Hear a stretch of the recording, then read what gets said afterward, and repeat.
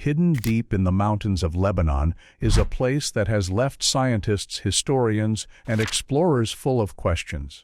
This place is called Baalbek. At first glance, it may seem like just a pile of old stones, but once you look closer, you realize this is no ordinary site. Baalbek is home to some of the largest and heaviest stones ever used in construction.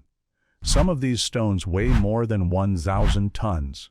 Even today, with our cranes and machines, moving such stones would be a huge challenge. Yet, thousands of years ago, someone did it. How? That's the mystery. No clear records explain who first built Baalbek or why they used such giant blocks. The stones are placed so perfectly that not even a sheet of paper fits between them. Some people believe ancient humans used unknown building skills now lost to time. Others think it's proof of a forgotten advanced civilization, or something even stranger. Baalbek breaks the rules of what we thought ancient builders could do. It's not just about size. It's about how such perfect engineering could happen so long ago. Could these massive structures hold the key to a lost part of history? Could Baalbek be the oldest puzzle we've yet to solve? Keep watching, because this story only gets deeper. Stones too big to believe at Baalbek. The stones are so massive that they seem almost impossible to move. Even with today's best machines, the most famous stones are part of a structure called the trilithon. These are not just big rock. Each one is over 19 meters long, 4 meters high, and 3.6 meters thick. That's bigger than a city bus! And the weight between 750 and 800 tons each. Even more shocking, these stones are not sitting on the ground. They are stacked 7 meters above it, perfectly placed on top of other giant blocks weighing over 350 tons. How could ancient builders move such stones without cranes, engines, or trucks? And not just move them, lift them high and set them down with incredible accuracy. The spaces between the stones are so tight, you can barely slide a piece of paper through. Engineers and archaeologists are still stunned. But none of these ideas fully explain how such massive stones were lifted and placed so carefully. And if it was really just about building a temple, why use such huge blocks when smaller ones would have worked just as well? This is why some believe that Baalbek may be proof of lost knowledge, techniques or skills that vanished with time. Others suggest more mysterious answers, like forgotten civilizations or even outside help. The question remains, were ancient humans stronger, smarter, or simply more determined than we've ever imagined? The trilithon, a stone giant. Among all the wonders of Baalbek, one group of stones stands out, the trilithon. The name comes from Greek, meaning 3 stones, but calling them that feels far too simple. These are not just 3 blocks, they are giants. Each stone is about 19 meters long, 4.2 meters high, and 3.6 meters wide. Together, they weigh nearly 400 tons. That's more than 400 elephants combined. What makes the trilithon even more incredible is where it's placed.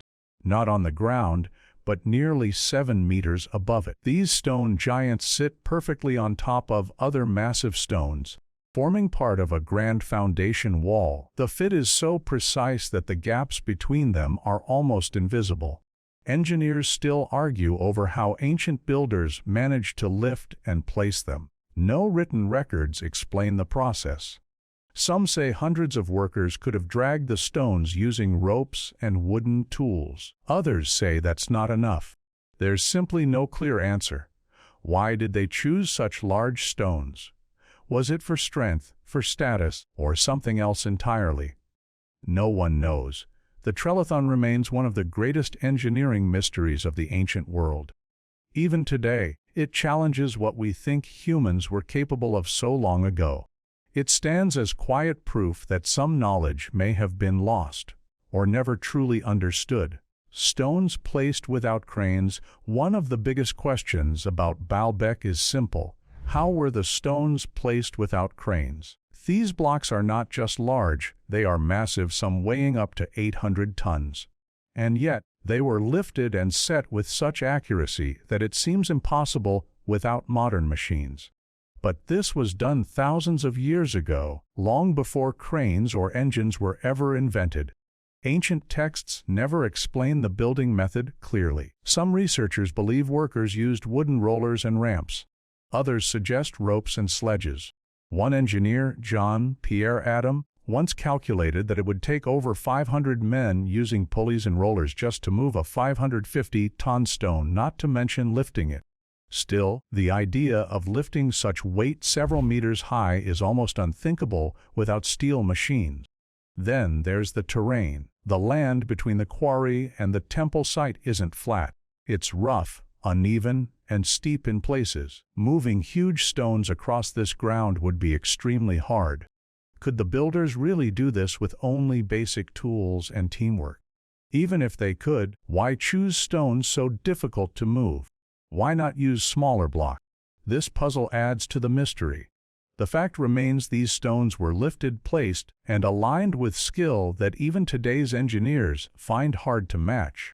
Without a single crane in sight, the forgotten quarry blocks not far from Baalbek's main temple lies a quiet, open area that holds some of the biggest clues to its mystery: the ancient quarry. This is where the builders cut the stones, and it's here that the mystery deepens.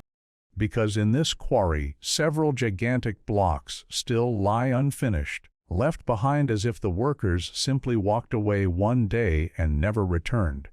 The most famous of these is the Stone of the Pregnant Woman. It measures over 20 meters long and weighs close to 1,000 tons. And believe it or not, that's the smallest of the 3 giant stones left in the quarry. In the 1990s, another block was rediscovered, the Stone of the South, weighing about 1,240 tons.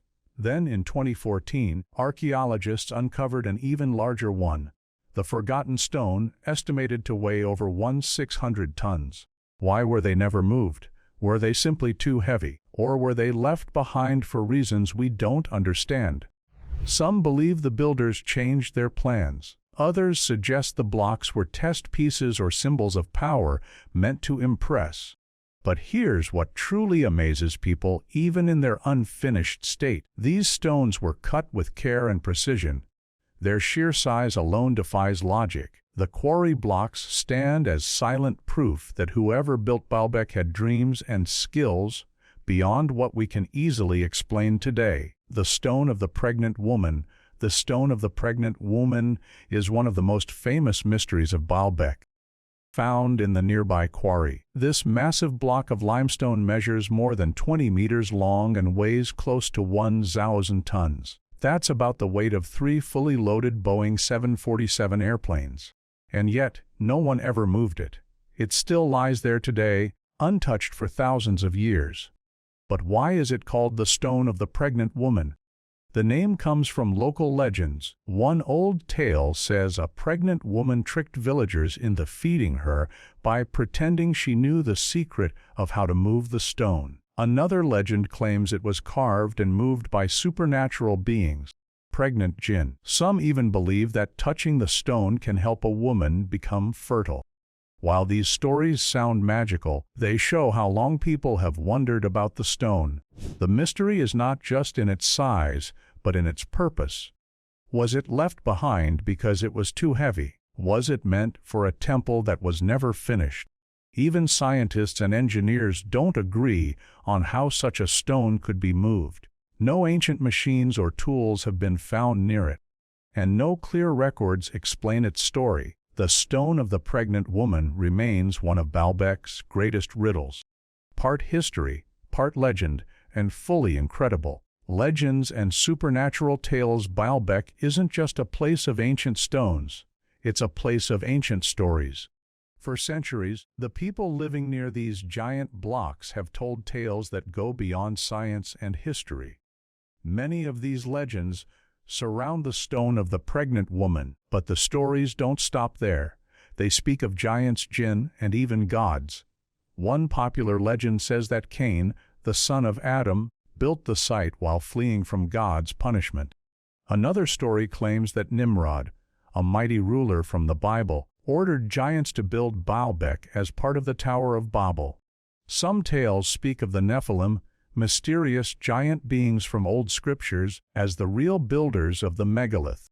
Then there's the idea of supernatural creatures, like jinn, being forced to move the stones using magic. Some locals still believe these creatures left their marks on the stones themselves. Others say that simply touching the stones can bring good luck or even help women become pregnant. These stories might not be scientific, but they tell us something important. Even ancient people stood before these stones in awe. They knew they were witnessing something beyond normal life. And when humans don't have answers, they turn to legends. In Baalbek, those legends are still alive, passed from one generation to the next, keeping the mystery burning. Could ancient tools do this? One of the biggest questions about Baalbek is whether ancient tools were truly enough to build it. When we look at the massive stones, some weighing over 1,000 tons, it's hard to believe simple tools could shape and move them. But archaeologists have tried to find answers by looking at how ancient people may have worked. The most common theory is that workers used wooden rollers, ropes, and ramps to drag the stones from the quarry. They might have built long, sloping ramps to pull the blocks up to the temple. One expert, John Pierre Adam, even calculated that 5 to 12 men could move a 5 feet 7-ton stone using these methods. But lifting the stone several meters high, that's the real challenge. The Romans had strong tools like pulleys and cranes. Their most powerful crane, the Paulus Bastos, could lift about 6 tons using treadwheels. Impressive, but still not nearly enough for Baalbek's heaviest blocks. That gap in lifting power is why many doubt that ancient tools alone were responsible. Some believe the stones were shaped at the quarry and never meant to be moved. Others say the builders had forgotten techniques we no longer understand. The truth is still unknown, but the more we study, the more we see that ancient builders were far smarter and more skilled than we often give them credit for. Roman silence on Baalbek. One of the strangest parts of Baalbek's story is what the Romans didn't say. When the Romans took over the area, they built huge temples on top of the already existing platform. They were master builders and left behind many records of their work across the empire. But at Baalbek, there's something missing. No Roman texts mention the massive stones of the Trilithon. Why would they ignore such a massive engineering feat? If they had placed those giant stones themselves, wouldn't they have written about it with pride? Roman historians love to describe their accomplishments in detail. And yet, the biggest stones in the ancient world get no mention. This silence has made many people wonder, were the stones already there before the Romans arrived? Did the Romans build their temples on top of an even older structure that they didn't understand? If so, who built the original platform? Some experts believe that the base of Baalbek could be thousands of years older than the Roman temples. This would explain the gap in records, and why the Romans didn't take credit for the stones. The missing words speak loudly. The Roman silence is not just a gap in history, it's a clue that points to something older, something forgotten, and maybe something far more mysterious than we've ever imagined. Civilizations layered in stone. Baalbek isn't just one site, it's many sites built on top of each other. Like pages in a book, each layer tells a different story of the civilizations that once lived there. Archaeologists have found signs of human life going back as far as 9,000 BCE, meaning people have lived on this hilltop for over 11,000 years. That makes Baalbek one of the oldest inhabited places on Earth. The earliest settlers built simple homes at the top of the hill. Later, during the Bronze Age, people added stronger structures. By around 3200 BCE, the Phoenicians arrived. They turned Baalbek into a sacred city, building temples for gods like Baal, Astarte, and Atargatis. Some believe that the massive stones we see today may have been laid during this early time. Not by the Romans, but by the Phoenicians or even earlier cultures. When the Romans came centuries later, They didn't tear down the old site. Instead, they honored it. They built their grand temple of Jupiter directly over the ancient ruins. They even fused their god Jupiter with the local god Baal, creating a new deity worshipped by both Romans and locals. Layer by layer, Baalbek became a living timeline, each culture leaving its mark without fully erasing the one before it. This makes the site more than just a ruin. It's a stone record of human history standing quietly in the hills of Lebanon. The sacred hilltops, first settlers long before Baalbek became a city of temples and legends. It was simply a hilltop. But this hill wasn't ordinary. Over 11,000 years ago, the first settlers chose this spot to build their homes. Why here? Archaeologists believe it may have been because of a natural spring nearby, a source of water in a dry land. In fact, some scholars say the name, Baalbek, comes from the Semitic phrase Baal-Nabik, meaning Lord of the Spring. These early people lived during the Neolithic period, a time when farming was just beginning. They used simple tools, made pottery, and shaped stone by hand. Excavations have uncovered ceramics and other remains from the Chalcolithic and early Bronze Ages. Even though their homes were small and basic, they laid the foundation for something much bigger. What's interesting is that later civilizations, like the Romans, also recognized this hilltop's importance. They built their great temples exactly where the first people once lived. The Romans placed their altar on the highest point of the hill, almost as if they were trying to connect with whatever made that place sacred in the beginning. This shows that Baalbek was not chosen by chance. For thousands of years, people kept coming back to this one hill, building, worshiping, and honoring it. The first settlers may be long gone, but their choice still shapes the site today. Phoenician temples beneath ruins, long before the Romans built their grand temples at Baalbek. The Phoenicians stood on the same ground.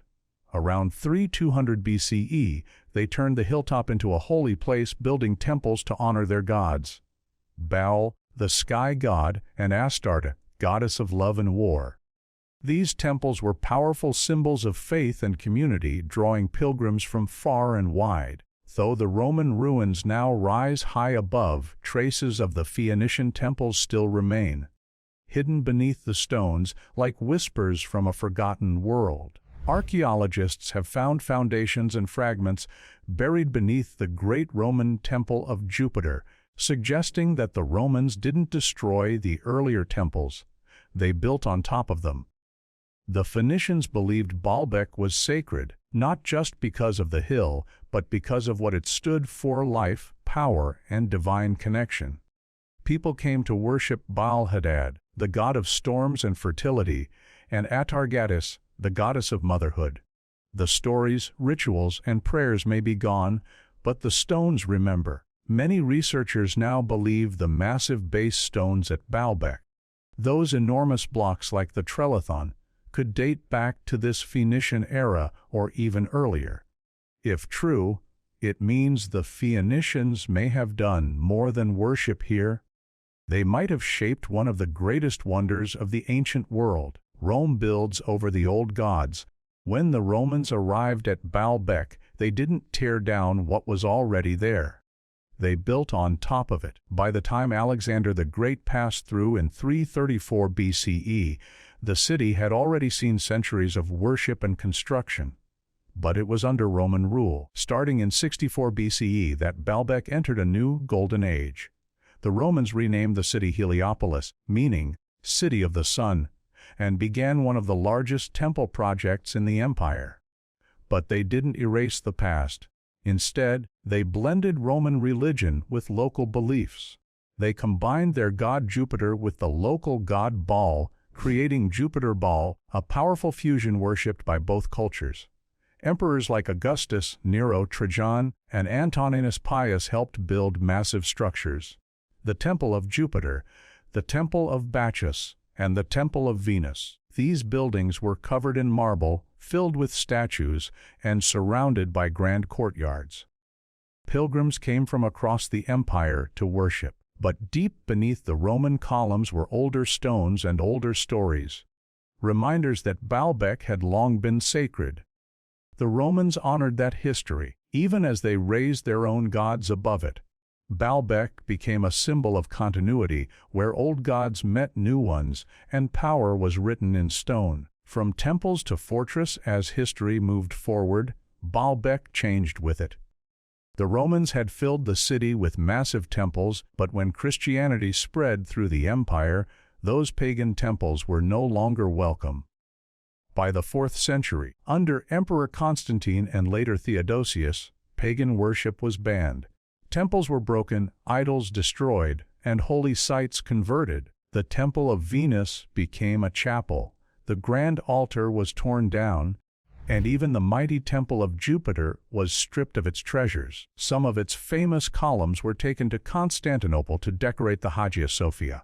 But Baalbek's story didn't stop there. In 637 CE, Muslim forces captured the city.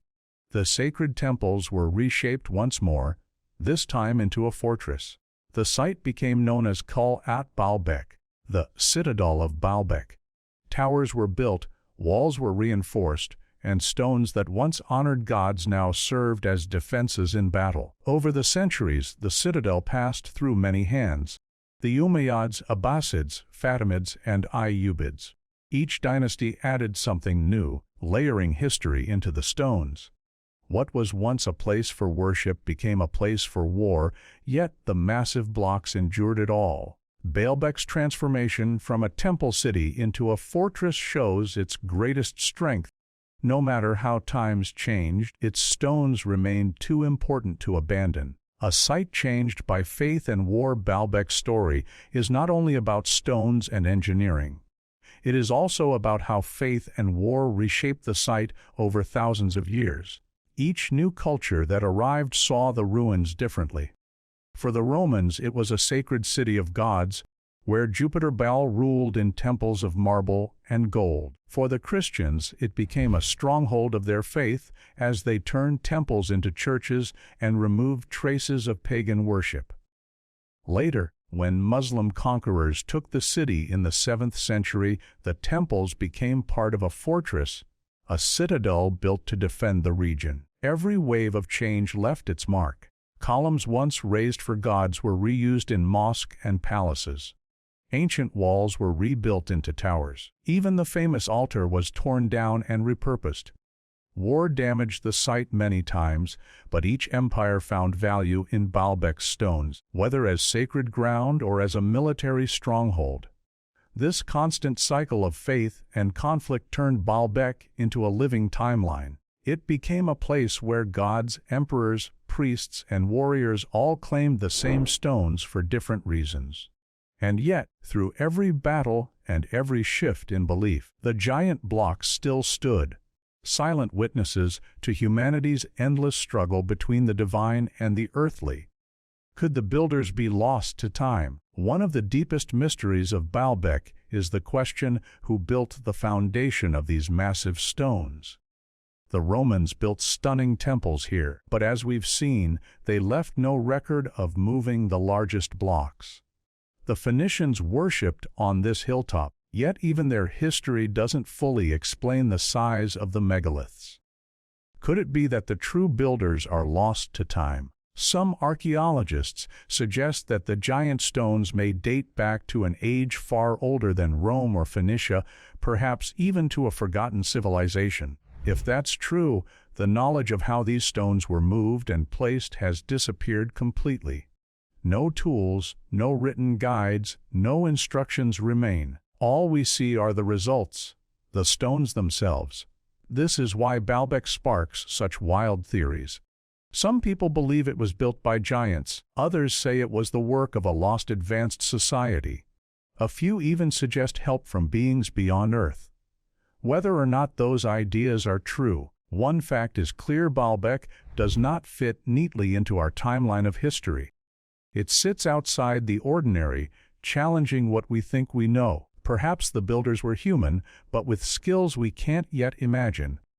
Or perhaps they belong to a people whose story has been erased by time. Either way, their work still stands, daring us to solve the puzzle. How were the stones moved? For centuries, the biggest question about Baalbek has been, how did they move the stones? These blocks are some of the heaviest ever cut by human hands, some weighing between 800 and 500 tons. Without cranes, engines, or trucks, how could ancient builders transport them from the quarry to the site,